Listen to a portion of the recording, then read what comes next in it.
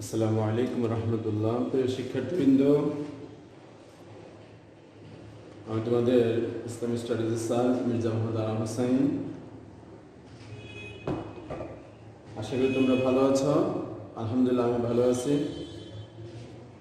তো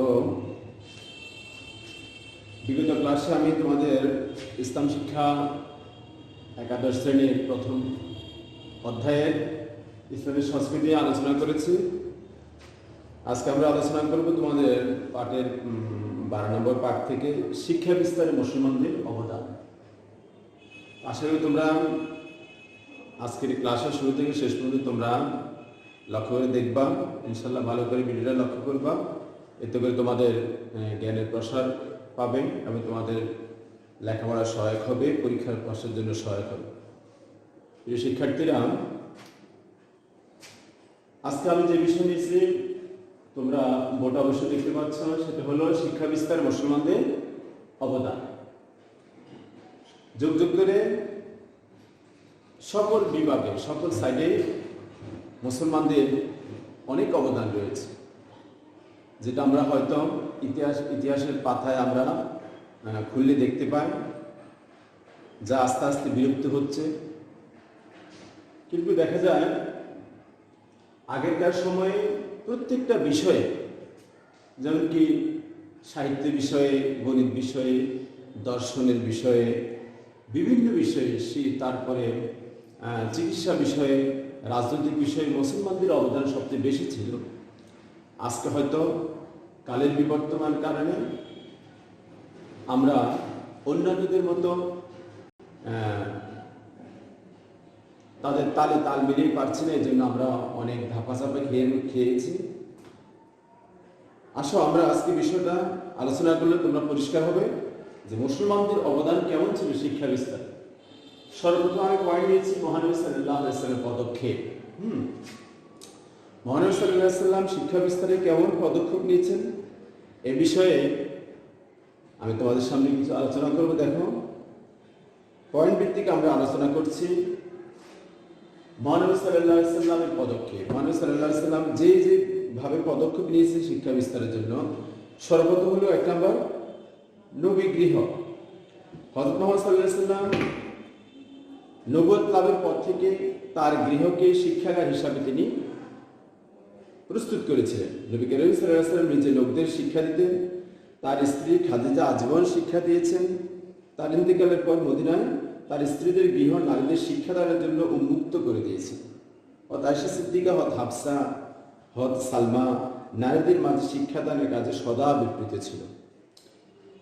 2 নম্বর নবী সাল্লাল্লাহু আলাইহি ওয়াসাল্লাম দ্বিতীয় পদক্ষেপ নিয়েছিলেন দারুল আরকাম।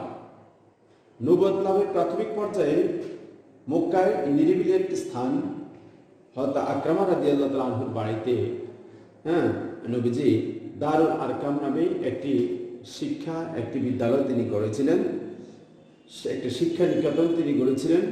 এখানে মুসলিমগণ একত্রিত হতো, নবী সাল্লাল্লাহু আলাইহি ওয়াসাল্লাম তাদেরকে শিক্ষা দিতেন, হাতে কলমে শিক্ষা দিতেন। সুবহানাল্লাহ। যারা নতুন মুসলমান হতো তারা গোপনে এসে এখানে শিক্ষা গ্রহণ করত। তারপর মহানবী 3 নম্বর পদক্ষেপ ছিল তিনি গোত্রে গোত্রে শিক্ষায়তন করতেন। নতুন কোনো গোত্রের লোক ইসলাম গ্রহণ করলে তাদের শিক্ষাদানের জন্য অভিজ্ঞ সাহাবীদেরকে তিনি সেখানে প্রেরণ করতেন। সাহাবায়ে কেরাম তাদেরকে হাতে কলমে শিক্ষা দিত। 4 নম্বর শিক্ষার মহাকেন্দ্র স্থাপন করেছেন। হিজরতের পর মদিনায় মসজিদকে, হিজরতের পর মহানবী সাল্লাল্লাহু আলাইহি ওয়াসাল্লাম যখন মদিনায় হিজরত করেছেন তখন মসজিদে নববী ছিল শিক্ষা বিস্তারের মহাবিদ্যালয়, ওটাই ছিল ইউনিভার্সিটি নবীজি। ওখানে সাহাবায়ে কেরাম ওখানে শিক্ষা গ্রহণ করতেন। মসজিদে নববীর প্রাঙ্গণে আসহাবে সুফফা নামে একটি আবাসিক বিদ্যালয়ে গড়ে তোলা হয়, যেখানে কিছু সাহাবী, প্রায় 70 থেকে 75 সাহাবী ওখানে দিনরাত 24 ঘন্টা সেখানে জ্ঞানের পিপাসা, জ্ঞান আহরণের জন্য তারা ওখানে থাকতেন। বিভিন্ন অঞ্চলে বহু মানুষ এখানে শিক্ষা গ্রহণ করার জন্য আসতেন। অনেক সাহাবী সুফফা বিদ্যালয়ের আজীবন আবাসিক ছাত্র শিক্ষকের ভূমিকা ছিলেন। তাদের খাওয়ার ব্যবস্থা মুসলমানদের দানে বাইতুল মালের ভান্ডার থেকে দেওয়া হতো। কুফা, বসরা, সিরিয়া, মিশর, রোম, পারস্য প্রভৃতি স্থান থেকে আগত শিক্ষার্থীরা মদিনায় এসে তখন ভিড় জমাত। 5 নম্বরে মুক্তিপণ হিসাবে শিক্ষা। মহানবী সাল্লাল্লাহু আলাইহি ওয়াসাল্লাম নিরক্ষরতা দূরীকরণে খেয়াল করো, নবীজি কত জ্ঞানী ছিলেন, নবীজি কত জ্ঞানী ছিলেন, বিচক্ষণ ছিলেন। যে মহানবী সাল্লাল্লাহু আলাইহি ওয়াসাল্লাম নিরক্ষর দূরীকরণ ও শিক্ষা বিস্তারে এক গুরুত্ব দিতেন, যে এত গুরুত্ব দিতেন যে বদরের শিক্ষিত যুদ্ধবন্দী যারা আসতো, যুদ্ধক্ষেত্রে যারা বন্দী হয়ে আসতো, তাদের মাঝে যারা শিক্ষিত ছিল তাদেরকে এই কথার উপরে তাদেরকে মুক্তিপণ দিতেন যে তুমি যদি আমার সাহাবীদেরকে এই বিষয়ে, কতগুলি বিষয় বা দর্শন বিষয়ে বা রসায়ন বিষয়ে তুমি শিক্ষা দিবা, তাহলে তোমাকে মুক্তিপণ দেওয়া হবে, কোনো টাকার বিনিময় নয়, শিক্ষার বিনিময়। মাশাআল্লাহ, এই ছিল মহানবী সাল্লাল্লাহু আলাইহি ওয়াসাল্লামের শিক্ষা বিস্তারের পদক্ষেপ। দ্বিতীয় পর্যায়ে নবী সাল্লাল্লাহু আলাইহি ওয়াসাল্লাম ইন্তেকালের পরে খোলাফায়ে রাশিদা অর্থাৎ ইসলামের মহান চারজন খলিফা, হযরত আবু বকর, হযরত ওমর, হযরত উসমান, হযরত আলী, তারা শিক্ষা বিস্তারের জন্য আপ্রাণ চেষ্টা করে গেছিলেন। যেমন তাদের শিক্ষা বিস্তারের প্রথম যে ধাপটি ছিল, তারা পবিত্র কোরআন গ্রন্থায়ন করেন। মুহাম্মদ সাল্লাল্লাহু আলাইহি ওয়াসাল্লামের যুগে কোরআন নাযিল হওয়ার কারণে তিনি তার জীবদ্দশায় কোরআনকে একত্রে গ্রন্থবদ্ধ করতে পারেননি। পবিত্র কোরআনকে একত্রে গ্রন্থবদ্ধ লিপিবদ্ধ করার মহান দায়িত্ব কিন্তু সাহাবায়ে কেরাম নিয়েছিলেন, আর তার মাঝে অনন্য ভূমিকা পালন করে হযরত আবু বকর সিদ্দিক রাদিয়াল্লাহু তাআলা আনহু।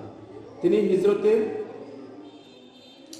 হিজরতের পরে দায়িত্ব পাওয়ার পরে খেলাফতে ওমরের পরামর্শে, সাহাবায়ে সহযোগিতায় তিনি কি করেন, একটি কোরআন সংগ্রহের একটি কমিটি করেন, আর সেই কমিটির উদ্যোগে একসময় দেখা গেছে কোরআন সংগ্রহ করা হয়ে গেছে। 2 নম্বর, মসজিদ নববীর শিক্ষা কেন্দ্র। আবু বকরের আমলে মসজিদ নববী ছিল প্রধান শিক্ষা কেন্দ্র। তাছাড়াও রাষ্ট্রের বিভিন্ন স্থানে তিনি সাহাবীদের তত্ত্বাবধানে বহু শিক্ষা বিদ্যালয় গড়ে তুলেছিলেন। 3 নম্বর, খোলাফায়ে রাশিদার 3 নম্বর ভূমিকা ছিল রাষ্ট্রীয়ভাবে শিক্ষা বিস্তার। খোলাফায়ে রাশিদিনের সময়ে রাষ্ট্রীয়ভাবে ইসলাম প্রচারের সাথে সাথে শিক্ষা বিস্তারের জন্য ব্যবস্থা করেছিলেন। 4 নম্বর, মক্তব বা মাদ্রাসা প্রতিষ্ঠা করার মাধ্যমে খোলাফায়ে রাশিদা তাদের শিক্ষা বিস্তারের ভূমিকা নিয়েছিল। যেমন ওমর ফারুক রাজ্যের বিভিন্ন অঞ্চলে জনসাধারণকে শিক্ষিত করে তোলার জন্য মক্তব ও মাদ্রাসা প্রতিষ্ঠা করে জায়গা স্থানে স্থানে, এখন যেরকম প্রাইমারি স্কুলগুলো হয়, নুরানি মাদ্রাসা হয়, ওই সময় হযরত ওমরের সময় খোলাফায়ে রাশিদা, দ্বিতীয় খলিফা হযরত ওমরের সময় তিনি স্থানে স্থানে, শহরে শহরে, গ্রামে গ্রামে তিনি কি করেন, এভাবে শিক্ষা প্রতিষ্ঠান গড়ে তোলেন। শিক্ষাদানের জন্য উন্মুক্ত ওস্তাদও করেছিলেন। শিক্ষকদেরকে প্রধান থেকে রাষ্ট্রীয় কোষাগার থেকে তাদেরকে বেতন দেওয়া হতো, আর তারা মনের উদ্যোগে তারা আপ্রাণ চেষ্টা করে মানুষকে শিক্ষিত করে গড়ে তোলার জন্য তারা চেষ্টা করতেন। তারপরে গরাম্বার উমাইয়া খলিফাদের সময়ে শিক্ষা বিস্তারের পদক্ষেপ কি ছিল, আমি পড়ি, তোমরা দেখো। উমাইয়া খলিফাদের সময়ে শিক্ষা বিস্তারের অনেক প্রচার হয়েছিল। 1 নম্বর, তারা রাষ্ট্রীয়ভাবে হাদিস সংকলন করছে, রাষ্ট্রীয়ভাবে দায়িত্ব নিয়ে তারা হাদিস সংকলন করেছিলেন। উমাইয়া খলিফা হযরত ওমর ইবনে আব্দুল আজিজের সময় রাষ্ট্রীয় ব্যবস্থাপনায় হাদিস সংকলনের কাজ সুষ্ঠুভাবে সম্পাদন করা হয়। এ সময় হাদিস শিক্ষার ব্যাপক অগ্রগতি হয়। হাদিসের বহু সংকলন এই সময় লিপিবদ্ধ করা হয়। 2 নম্বর, শিক্ষা কেন্দ্র স্থাপন। সাম্রাজ্যের বিভিন্ন অঞ্চলে হাদিস চর্চার শিক্ষা কেন্দ্র গড়ে উঠে হাজার হাজার শিক্ষার্থী এসব শিক্ষা কেন্দ্রে জ্ঞানের বিভিন্ন শাখায় শিক্ষা গ্রহণ করেন। দামেস্ক, কুফা, বসরা, মক্কা, মদিনা প্রভৃতি অঞ্চলের শিক্ষা কেন্দ্র খুবই ছিল, অনেক ছিল। সেখানে হাজার হাজার শিক্ষার্থী কিন্তু দূর দূরান্ত থেকে শিক্ষা অর্জনের জন্য তারা ছুটে আসতো। তারপরে 3 নম্বর পদক্ষেপ ছিল উমাইয়া খলিফাদের কি, তারা ফিকহ সম্পাদনা। উমাইয়া খিলাফতের আমলে ফিকহ চর্চা ও সম্পাদনার কাজে সুচারুভাবে চলতে থাকে। এক সময়ে ইসলামের ধর্মীয় আইন কানুন পরিণত হয়ে বিভিন্ন পুস্তিকা, বিভিন্ন কি করেন, ধর্মগ্রন্থ, বিভিন্ন পুস্তিকা এবং ফিকহ গ্রন্থ তারা লিখে যান। 4 নম্বর, বিজ্ঞানের অনন্য শাখা। উমাইয়া খলিফাদের পৃষ্ঠপোষকতায় বিজ্ঞান ও সংস্কৃতি অনেক উন্নতি হয়। খলিফাদের পৃষ্ঠপোষকতায় বিজ্ঞান বিষয়ক অনেক বই পুস্তক আরবিতে অনুদিত হয়। জ্যোতির্বিদ্যা, তারপরে ক্ষেত্রতত্ত্ব, চিকিৎসা, বীজগণিত, নৌচালনা, ভূগোল, বিভিন্ন বিষয়ে তারা এই পদক্ষেপ নিয়েছিলেন।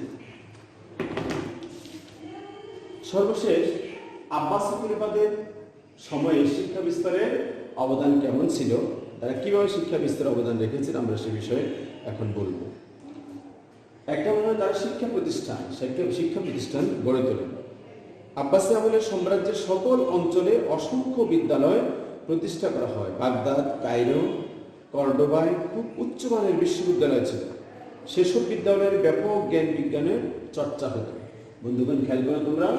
তারপরে হলো যে আব্বাসী আমলের দ্বিতীয় পদক্ষেপ তারা নিয়েছিল পাঠাগার স্থাপন করে। পাঠাগার শিক্ষাকে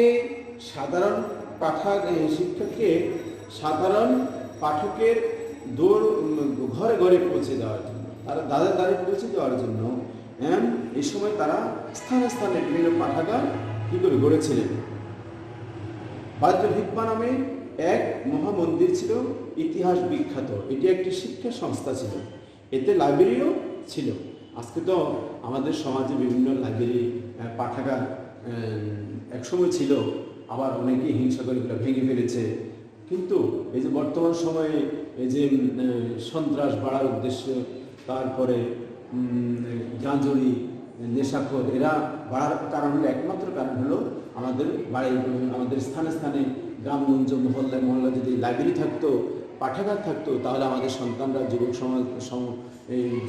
যুবক সন্তানরা তারা কি করতো, ওই যে সময় তারা এখন দোকানপাটে বিভিন্ন খারাপ কাজে তারা লিপ্ত, ওই সময়টা তারা সে পাঠাগারে গিয়ে পত্রিকা পড়তো, ইসলামিক বই পড়তো, ধর্মীয় বই পড়তো, দেশ বিদেশের বই পড়তো। তাহলে আমরা আজকে এই ক্লাস থেকে আমরা আহ্বান করব সচেতন নাগরিকদের কাছে, যাতে করে প্রত্যেকের নিজ দায়িত্বে নিয়ে তারা বিভিন্নভাবে যেখানে আছে, ছোট হোক বড় হোক, কিছু পাঠাগার যাতে করে দেয়, যাতে যুব সমাজের চরিত্র ফিরে আসে, যুব সমাজ এদিকে ধাবিত হয়ে কোরআন হাদিসের জ্ঞানান্বিত হয়। তাদের আরেকটা ছিল ইসলামী বিষয়ক জ্ঞান বিজ্ঞানের বিভিন্ন শাখা। ইসলাম বিষয়ক জ্ঞান বিজ্ঞানের বিভিন্ন শাখা যেমন হাদিস, তাফসীর, ফিকহ, আকাইদ প্রভৃতি বিষয়সমূহের চর্চা ও গবেষণা ব্যাপকভাবে তাদের সঙ্গে চলতে থাকে। এইসব বিষয়ে প্রভূত উন্নতি সাধিত হয়। ফিকহের বিধিবদ্ধ শাস্ত্র হিসাবে এই সময় সম্পাদনা করা হয়। সিয়াসিত্তা নামে যে 6টি হাদিস গ্রন্থ এই আব্বাসী খলিফাদের সময়ে তখন গৃহীত হয়েছিল। তারপর আসুন সাহিত্যকলা। আব্বাসী যুগে সাহিত্যকলা ও সংস্কৃতি বিপুল উৎকর্য সাধিত হয়। ভাষাতত্ত্ব, অলঙ্কার, উপন্যাস, কবিতা প্রভৃতি সাহিত্যকলা চরম উন্নতি লাভ করে। তারপর তাদের শেষ যে পদক্ষেপ ছিল, তারা জ্ঞান বিজ্ঞানের বিভিন্ন শাস্ত্রের উন্নতি করেছিল। যেমন বিজ্ঞানের বিভিন্ন বিষয়ে এই যুগের মনীষী পণ্ডিতদের সৃজনশীল অবদান আধুনিক কালেও বিস্ময়কর বলে মনে হয়। এই যুগে চিকিৎসা শাস্ত্র, জ্যোতির্বিদ্যা, গণিতশাস্ত্র, রসায়ন, উদ্ভিদ বিজ্ঞান, বিজ্ঞান প্রভৃতি বিষয়ে অভাবনীয় উন্নতি সাধিত হয়। খলিফাদের মধ্যে আল মনসুর, হারুন আল রশিদ, আল মামুনের রাজত্বকাল সোনালী যুগ হিসাবে ইতিহাসে সিদ্ধ। আসুন তাহলে আজকে আমরা জানলাম যে শিক্ষা বিস্তারে মুসলমানদের অবদান কোনো যুগে কোনো অংশে কম ছিল না। মহানবীর যুগে যেমন ছিল, মহানবীর তুলনার পরে খোলাফায়ে রাশিদার দায়িত্ব নিয়েছে, খোলাফায়ে রাশিদার পরে উমাইয়া খলিফার দায়িত্ব নিয়েছে, তারপর আব্বাসী খলিফার দায়িত্ব নিয়েছে। বর্তমান সময়ে আবার জ্ঞান বিজ্ঞানের যারা সচেতন, তারা কিন্তু এই দায়িত্বটা তারা কিন্তু এই কাজটা করে যাচ্ছেন। তারা কেউ বই লিখছেন, কেউ ওয়াজ মাহফিল করছেন, কেউ মসজিদের মিনারা থেকে বলছেন, এবং করে অথবা কেউ দেশের রাষ্ট্রীয় কাজে থেকে ওই প্রধান দায়িত্ব থেকে ওইখান থেকে কি করতেছে, ওইখান থেকে শিক্ষা বিস্তারের কথা বলছে। এইভাবে করে এটা শিক্ষা বিস্তারের এই কাজগুলো করে যাচ্ছে, মুসলমানরা সবসময় করতেছে। তো আমি আজকে ক্লাস থেকে আমরা যে বিষয় শিক্ষা গ্রহণ করলাম সেটা হলো যে শিক্ষা বিস্তারের অবদানে মুসলমান কোনো অংশে কম ছিল না। বর্তমানে আমরা তাদের মতো যদি আমরাও এখন কি সেই পদক্ষেপে যাই, তাহলে আমাদের দেশে, সোনার বাংলাদেশে কেউ অশিক্ষিত থাকবে না। মুসলমানদের অবদানে শিক্ষা বিস্তার সামনে অগ্রসর হতে থাকবে। দেশ ও জাতির কাছে আমরা স্বর্ণ অক্ষরে লিখিত থাকবো। আজকে ক্লাস এই পর্যন্ত। বন্ধুগণ, তোমরা ভিডিওটা দেখে যদি কোথাও কোনো সমস্যা মনে করো তাহলে কমেন্ট বক্সে জানাবে। ইনশাল্লাহ পরবর্তী ভিডিওতে আমি সেটা সংশোধন করে দেবো। আসসালামু আলাইকুম রহমতুল্লাহ।